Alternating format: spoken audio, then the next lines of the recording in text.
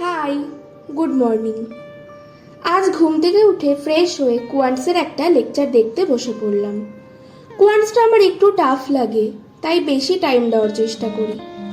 তারপর ব্রেকফাস্ট করে গেলাম একটা পুচকু স্টুডেন্টকে পড়াতে। জানো, এই একজনই স্টুডেন্ট যে কিনা আমায় একটু ভয় পায়। এরপর আমরা বন্ধুরা মিলে গেছিলাম শপিং করতে, আমাদের একটা স্কুল ফ্রেন্ডের জন্য গিফট কিনতে।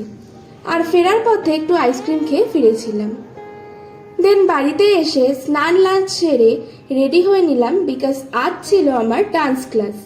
আমি কত্থক শিখি সেই 3 বছর বয়স থেকে। নাচটাকে ছোট থেকেই খুব ভালোবাসি, তাই কোনোদিন এটাই আমি টায়ার্ড ফিল করিনি। বোর্ডস, কলেজ সবকিছুর মধ্যেও নাচটাকে বন্ধ করার কথা কখনো ভাবিনি, আর ভবিষ্যতেও ভাববো না। তারপর ফেরার পথে গেছিলাম এই মন্দিরে সন্ধ্যা দিতে। এটা আমাদের এখানের খুব জাগ্রত মন্দির।